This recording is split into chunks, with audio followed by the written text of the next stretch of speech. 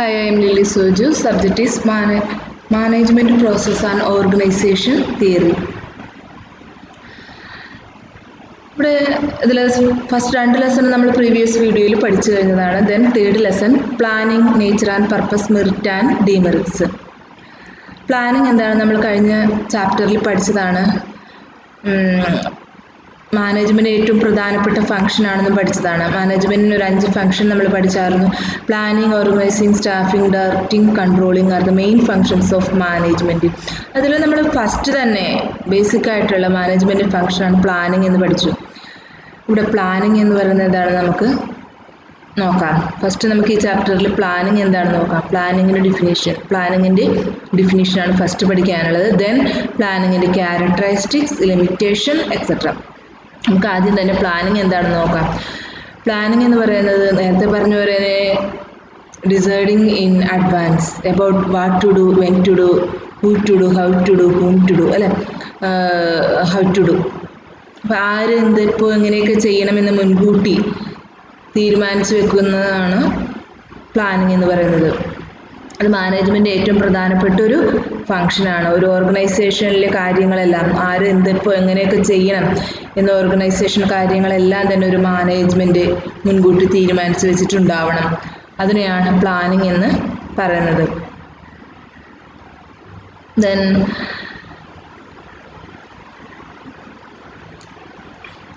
നമുക്ക് ഒരു ഡെഫിനേഷൻ നോക്കാം.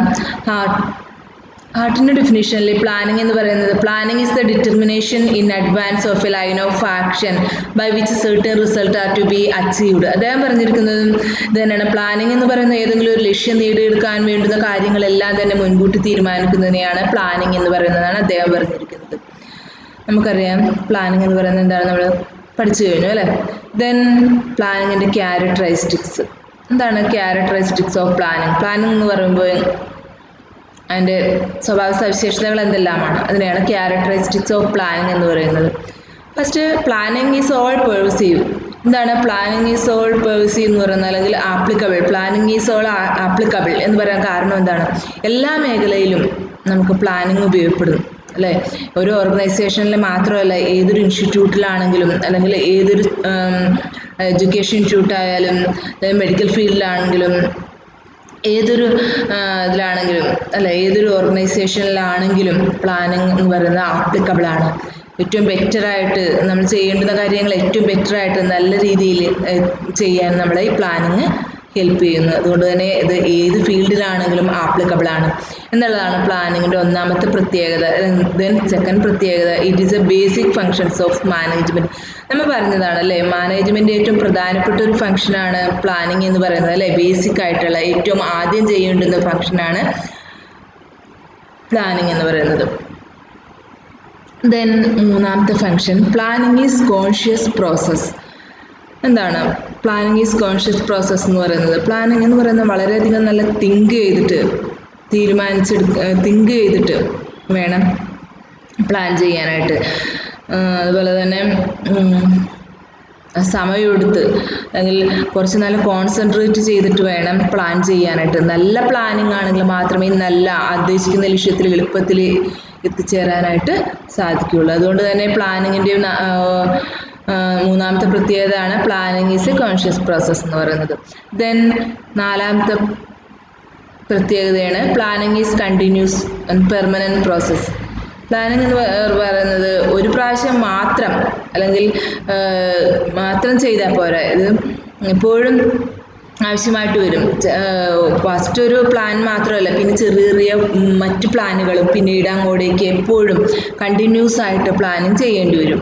അതാണ് planning is A continuous process എന്ന് പറയുന്നത്. ആവശ്യമായ സിറ്റുവേഷനിൽ ആവശ്യമായ പ്ലാൻ ചെയ്യുക, ഇതിനെയാണ് കണ്ടിന്യൂസ് പ്രോസസ്സ് എന്ന് പറയുന്നത്. അതുകൊണ്ടാണ് പ്ലാനിങ് എന്ന് പറയുന്നത് കണ്ടിന്യൂസ് പ്രോസസ്സാണെന്ന് പറയുന്നത്. അതുപോലെ തന്നെ പ്ലാനിങ്ങിൻ്റെ അഞ്ചാമത്തെ പ്രത്യേകതയാണ് planning is based on objective and policies. Planning എന്ന് പറയുന്നത് ബേസ്ഡ് ഓൺ ഒബ്ജക്റ്റീവിനെ ബേസ് ചെയ്തുകൊണ്ടാണ്, അല്ലെങ്കിൽ ഒബ്ജക്റ്റീവിനെ ബേസ് ചെയ്തുകൊണ്ടാണ് പ്ലാനിങ് നമ്മൾ മുൻകൂട്ടി പ്ലാൻ ചെയ്യുന്നത്. ഒബ്ജക്റ്റീവിന് വേണ്ടിയിട്ടാണ്, ഒബ്ജക്റ്റീവിൽ എത്തിച്ചേരാൻ വേണ്ടിയിട്ടാണ് പ്ലാൻ ചെയ്യുന്നത്. Then 6th point, planning is dynamic.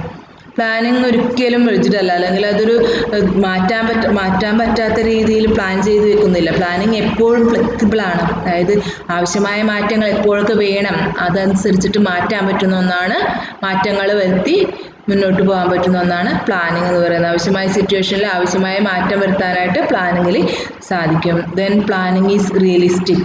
എന്താണ് പ്ലാനിങ് ഈസ് റിയലിസ്റ്റിക് എന്ന് പറയുന്നത്? പ്ലാനിങ് എന്ന് പറയുന്നത് ഒരു റിസൾട്ടിനെ എക്സ്പെക്റ്റ് ചെയ്തുകൊണ്ടാണ്. അതായത് ഒരു എക്സ്പെക്റ്റേഷൻ നമുക്കുണ്ട് പ്ലാനിങ്ങിനെ, അതിനെയാണ് പ്ലാനിങ് ഈസ് റിയലിസ്റ്റിക് എന്ന് പറയാൻ കാരണം.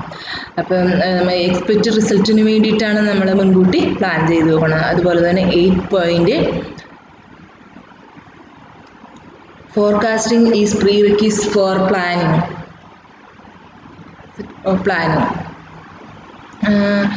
ഫോർകാസ്റ്റിംഗ് എന്ന് പറയുന്നത് പ്ലാനിങ്ങിൻ്റെ ഏറ്റവും ഫസ്റ്റത്തെ സ്റ്റെപ്പാണ്, അല്ലെങ്കിൽ forecasting is the first step for planning എന്ന് വേണമെങ്കിൽ പറയാം.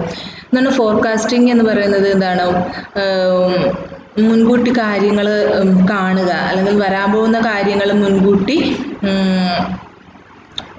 മുൻകൂട്ടി നോക്കി വെക്കുക, അല്ലെങ്കിൽ അല്ലേ, അതിനെയാണ് ഫോർകാസ്റ്റിംഗ് എന്ന് പറയുന്നത്. എന്നിട്ട് വേണം വരാൻ പോകുന്ന കാര്യങ്ങൾ അങ്ങനെയായിരിക്കും ഇങ്ങനെയായിരിക്കും എന്നൊക്കെ മുൻകൂട്ടി ആലോചിച്ച് വെക്കുക, എന്നിട്ട് അതിനനുസരിച്ചിട്ട് ദെൻ പ്ലാൻ ചെയ്യുക. അതുകൊണ്ട് പ്ലാനിങ് എന്ന് പറയുന്നത്, ഫോർകാസ്റ്റിംഗ് എന്ന് പറയുന്നത് പ്ലാനിങ്ങിൻ്റെ ഫസ്റ്റ് സ്റ്റെപ്പായിട്ട് പറയാം.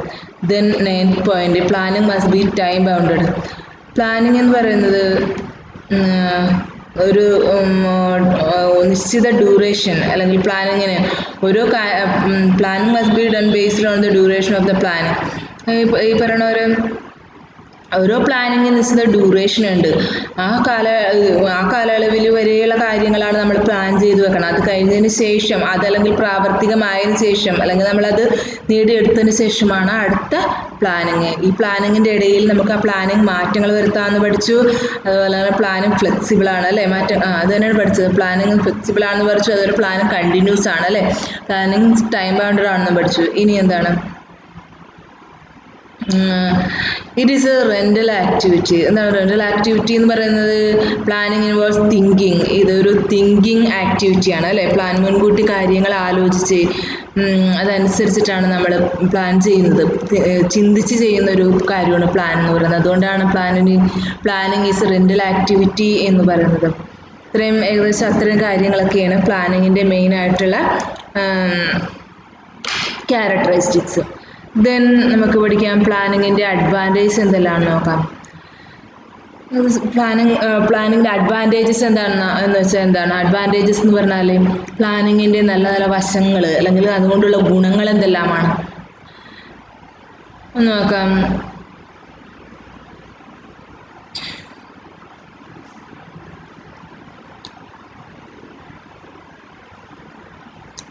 ഗുണങ്ങൾ എന്ന് പറഞ്ഞാൽ 3-4 ഗുണങ്ങൾ നമുക്ക് പറയാം. ഒന്ന്, പ്ലാനിങ് ഒരു ഇൻറ്റേർണൽ കോർഡിനേഷനെ പ്രൊമോട്ട് ചെയ്യുന്നു, അല്ലെങ്കിൽ നല്ല രീതിയിൽ പ്ലാൻ ചെയ്തിട്ടുണ്ടെങ്കിൽ നല്ലൊരു സഹകരണത്തോടെ ലക്ഷ്യത്തിലേക്ക് നീങ്ങാനായിട്ട് സാധിക്കും.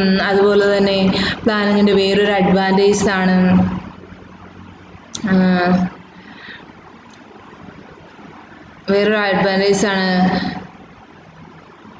It help in taking care of future activity, അല്ലെ? ഭാവിയിലേക്കുള്ള കാര്യങ്ങളെല്ലാം തന്നെ നല്ല രീതിയിൽ ചെയ്യാനായിട്ട് നമുക്ക് ഈ നല്ല പ്ലാനിങ് കൊണ്ട് ഭാവിയിലെ കാര്യങ്ങൾ എന്ത് ചെയ്യണമെന്നൊക്കെ ഉള്ളൊരു അറിവ് നമുക്ക് ഉണ്ടാവും പ്ലാൻ ചെയ്ത് വെച്ചിട്ടുണ്ടെങ്കിൽ.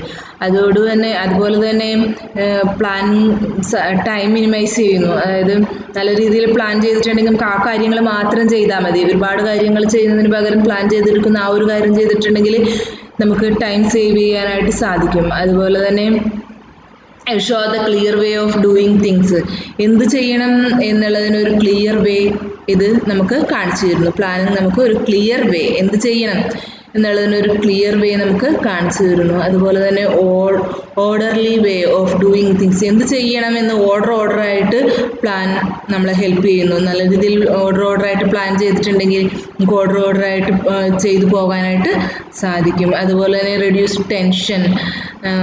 ഇപ്പോൾ നമുക്ക് ടെൻഷൻ, എന്ത് ചെയ്യണമെന്നുള്ള ഒരു അങ്കലാപ്പിൽ നിൽക്കാതെ തന്നെ ഈ ഒരു സ്ഥാപനത്തിലെ മാനേജ്മെൻറ്റ് നല്ല രീതിയിൽ പ്ലാൻ ചെയ്ത് വെച്ചിട്ടുണ്ട് എങ്കിൽ ആ ഒരു ചെയ്ത കാര്യം, ആ ഒരു പ്ലാൻ ചെയ്ത രീതിയിൽ നമുക്ക് ചെയ്താൽ മതി. അതുകൊണ്ട് തന്നെ അതിനൊരു ടെൻഷൻ റിഡ്യൂസ് ചെയ്യാനായിട്ട് സാധിക്കും. അങ്ങനെ ഒരുപാട് ഹെൽപ്സ് അല്ലെങ്കിൽ ഒരുപാട് അഡ്വാൻറ്റേജ് മാനേജ്മെൻറ്റിനുണ്ട്.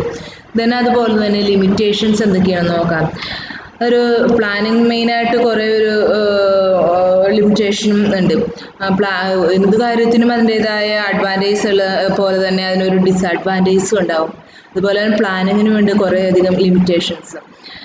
പ്ലാനിങ്ങിൽ എക്സ്പെൻസീവ് ആണെന്ന് പറയാം. അതായത് മുൻകൂട്ടി പ്ലാൻ ചെയ്യുമ്പോൾ അതിന് മുൻകൂട്ടി എക്സ്പെൻസീവ് ടൈമും മണിയും ഒക്കെ പ്ലാനിങ്ങിലൂടെ വെറുതെ വേസ്റ്റായി പോകാനായിട്ട് സാധ്യതയുണ്ടെന്നാണ് പറയണത്. അതാണ് ഒന്നാമത്തെ ഒരു ലിമിറ്റേഷൻ. അതുപോലെ തന്നെ ഡിലേ ആക്ഷൻസ്. പ്ലാനിങ് ആക്ഷൻ എടുക്കുന്നതിന് മുമ്പ് തന്നെ പ്ലാൻ ചെയ്യുമ്പോൾ ഇതിലൊരു സമയനഷ്ടം ഉണ്ടാകുന്നു, അല്ലെങ്കിൽ നമുക്ക് പെട്ടെന്ന് ആക്ഷൻ എടുക്കാനായിട്ട് സാധിക്കുന്നില്ല. പ്ലാൻ ചെയ്തതിന് ശേഷം മാത്രം ആക്ഷൻ എടുക്കുമ്പോൾ ആ ഒരു ടൈം അത് വേസ്റ്റായി പോകുമെന്നാണ് പറയണത്. അതും ഒരു ലിമിറ്റേഷനായിട്ട് എടുക്കാം. ദെൻ അതുപോലെ തന്നെ no guarantee plan will be success. നമുക്ക് പ്ലാൻ ചെയ്തത് പോലെ തന്നെ നടക്കുന്നോ അല്ലെങ്കിൽ പ്ലാൻ എപ്പോഴും സക്സസ് ആവണമെന്നും ഇല്ല. വലിയ ഗ്യാരണ്ടി ഇല്ലാത്തൊരു കാര്യമാണ് പ്ലാൻ എന്ന് പറയുന്നത്. പ്ലാൻ ചെയ്ത പോലെ തന്നെ പ്ലാൻ ചെയ്തതുപോലെ തന്നെ നമുക്ക് എക്സ്പെക്റ്റ് ചെയ്യുന്ന റിസൾട്ട് കിട്ടണം എന്നില്ല. അതുകൊണ്ട് തന്നെ പ്ലാനിങ് നോ ഗ്യാരണ്ടി എന്ന് പറയാം, അല്ലെങ്കിൽ ടൈം വേസ്റ്റ് ആണെന്ന് പറയാം, ഇതൊരു എക്സ്പെൻസീവ് ആണെന്ന് പറയാം. ആക്ഷൻ അല്ലെങ്കിൽ ചെയ്യുന്നതിന് മുൻപ് പ്ലാൻ ചെയ്യുന്നത് കൊണ്ട് ആക്ഷനിൽ ഒരു ഡിലേ വരുമെന്നും വേണമെങ്കിൽ ലിമിറ്റേഷനിൽ പറയുന്നത്. അതുപോലെ പ്ലാനിങ് ഈസ് നോട്ട് സയൻറ്റിഫിക്. ശാസ്ത്രീയമായ രീതിയിലൊന്നും അല്ല പ്ലാൻ ചെയ്യുന്നത്. അതായത് നമ്മൾ പ്ലാൻ ചെയ്യുക എന്ന് പറയുന്നത് മുൻകൂട്ടി തീരുമാനിച്ചു വെക്കുന്നതിന് ശരിക്കും ശാസ്ത്രീയമായ രീതിയിൽ നമുക്ക് പ്ലാൻ ചെയ്ത് വെക്കാനായിട്ട് പറ്റില്ല. തിങ്ക് ചെയ്തിട്ടാണ് നമ്മൾ, ഓൺലി തിങ്കിങ്ങിനെ ബേസ് ചെയ്തിട്ടാണ് നമ്മൾ കൂടുതലും പ്ലാൻ ചെയ്തു പോകണം. അതുകൊണ്ട് തന്നെ അതൊരു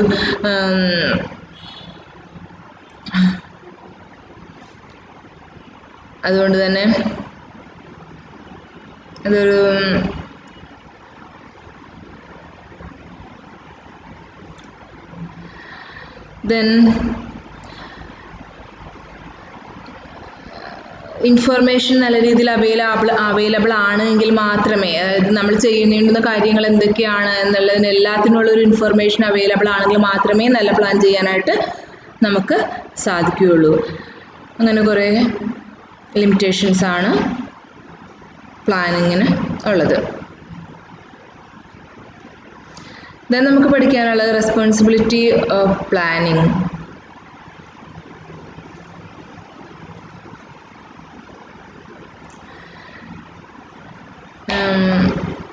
ശരിക്കും പറഞ്ഞാൽ പ്ലാനിങ് എന്ന് പറയുന്നത് എവരിബഡീസ് റെസ്പോൺസിബിലിറ്റി ആണ് അല്ലേ. പ്ലാനിങ് എന്ന് പറയുന്നത് മാനേജേഴ്സ് മാത്രം ചെയ്താൽ പോരാ, മറ്റുള്ളവരും കൂടെയും അവരോരുത്തർ ചെയ്യേണ്ടുന്ന കാര്യങ്ങൾ എന്താണെന്നൊക്കെ ഒരു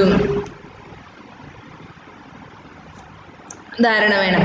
ഇവിടെ മാനേജ്മെൻറ്റിൻ്റെ പ്ലാനിങ് എന്ന് പറയുന്നത്, ഒരു മാനേജ്മെൻറ്റ് നല്ല രീതിയിൽ പ്ലാൻ ചെയ്തിട്ടുണ്ടെങ്കിൽ അതനുസരിച്ച് ചെയ്യാനുള്ളൊരു റെസ്പോൺസിബിലിറ്റി, മാനേജ്മെൻറ്റ് പ്ലാൻ ചെയ്തതിനനുസരിച്ച് ചെയ്യാനുള്ള റെസ്പോൺസിബിലിറ്റി മറ്റുള്ളവർക്ക് വേണം. അതാണ് റെസ്പോൺസിബിലിറ്റി ഓഫ് പ്ലാനിങ് എന്ന് പറയുന്നത്.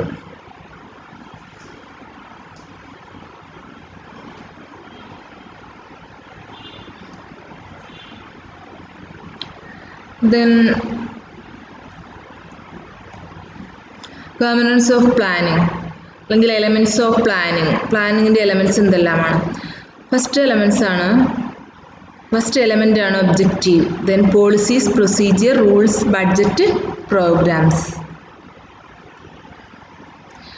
7 സ്ട്രാറ്റജി. പ്ലാനിങ്ങിൽ നല്ല ഒബ്ജക്റ്റീവ്സ് വേണം. അതുപോലെ തന്നെ ഒരു ഒബ്ജക്റ്റീവിന് വേണ്ടിയായിരിക്കണം പ്ലാൻ ചെയ്യേണ്ടത്.